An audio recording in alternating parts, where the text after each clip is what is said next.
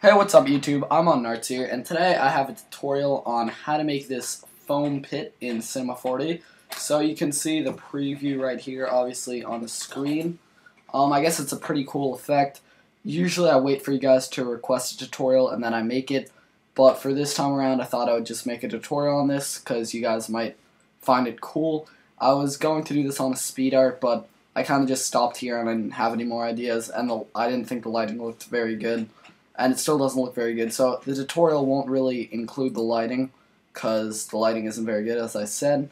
But basically I'm just going to show you guys how to make this foam pit.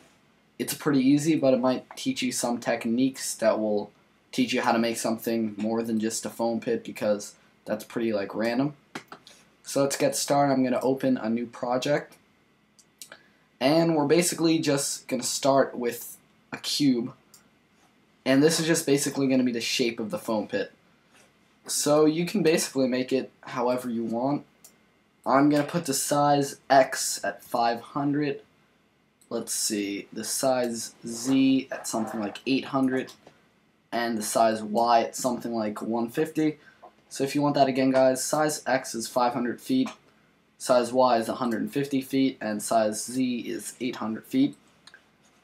Actually, we might want to make the size Z something like 200 or 180, something around there. It doesn't really matter. So this looks okay for the shape of it. We just basically want it to be a rectangle. And now we're going to copy and paste this cube. And you guys are going to realize what we're doing with this second cube in a sec. We're just going to uncheck that extra one.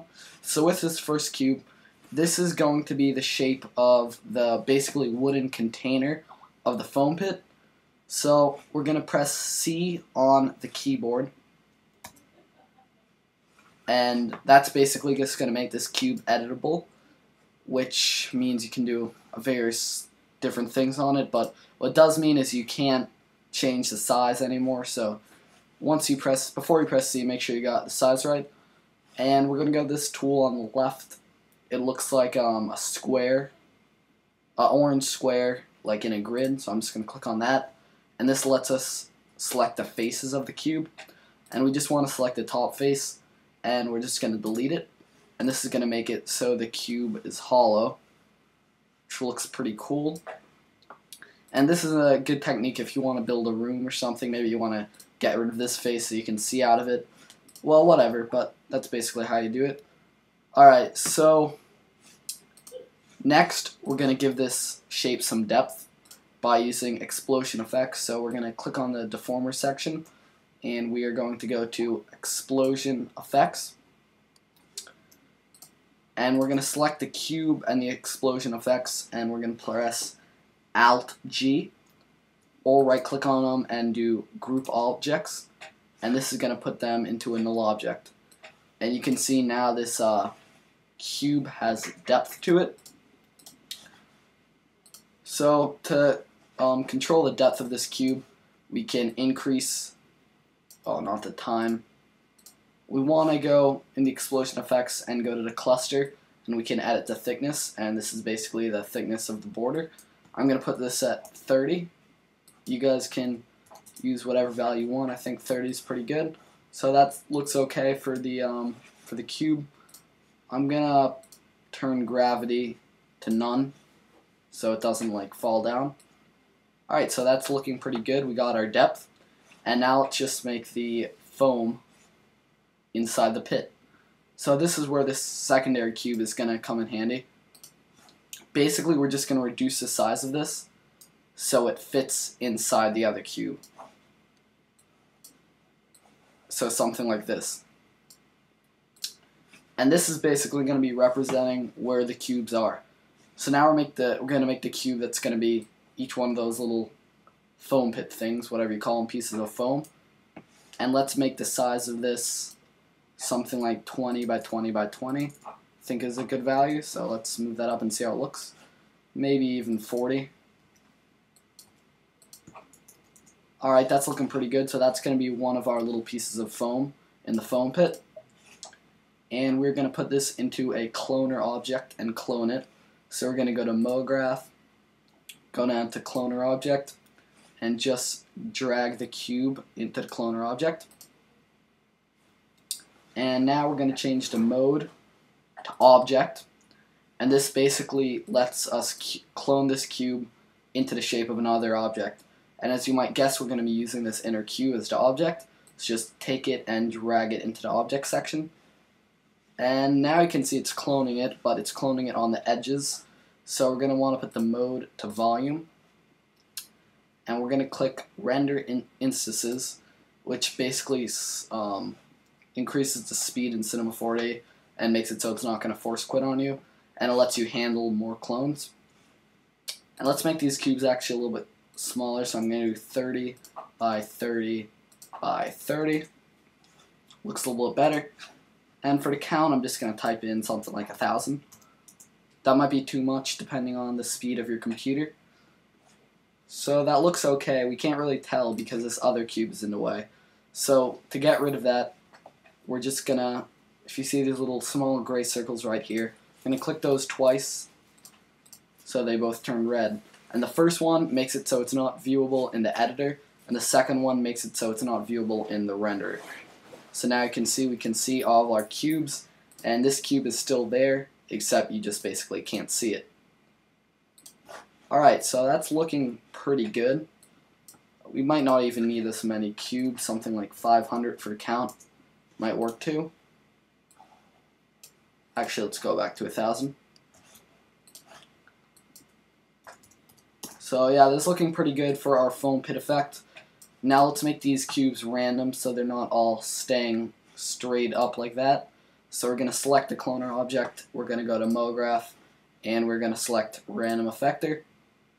And this looks pretty crazy right now, but we don't want this, so we're going to uncheck the position so it doesn't randomize the position. And we're going to check off the rotation, and we're going to type in 50 degrees, or something like 50 degrees, for all of these values. And now you can see the rotation of these cubes is random, so it looks more like a foam pit. So that's looking okay. Now let's give it some color and do the materials. Basically for the ramp and for the room, I'm not going to do the tutorial on that. Basically the ramp is just a spline with extrude NURBS, and the room is just a big cube. So you guys don't really need a tutorial on that. I'm just making a tutorial on this foam pit effect. But again, hopefully you guys will use this for more than a foam pit and take it to the next level, make it whatever you want. Anyway, let's start adding some materials. So we're just going to double click right here, edit this material, and for the color, just choose whatever color you want to make the cubes in the foam pit. I like doing multiple colors, you can choose one, but I'm going to just copy and paste that material and make another one that's yellow, and then copy and paste that again, and make kind of a pinkish red, which is like one of my favorite colors. Alright, so we got our 3 colors, and basically depending on how many colors you want, you're going to want that many cubes in the cloner object. So since I have 3 colors, I'm just going to control drag, which duplicates the cube until there's 3 of them. So now we have 3 cubes in the cloner object, and this doesn't make it so there's actually more cubes. It just makes it so the cubes basically, the cloner object clones these 3 different cubes. So you'll see what I mean in a second. So I can drag this material onto one of the cubes, and this basically means it's adding this material to 1/3 of all the cubes. And I'll drag this material onto the second one, and drag this material onto the third one. So that looks pretty cool. We got random different colors in the foam pit. So that's about it for the tutorial. One thing we want to do is add a cool kind of wooden material on the border of the foam pit. So let's just go to the content browser in Cinema 4D.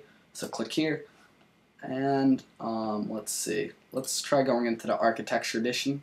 It might be different if you're in R12, but you guys will probably be able to find your way around. I'm just going to go to materials. Let's go to wood.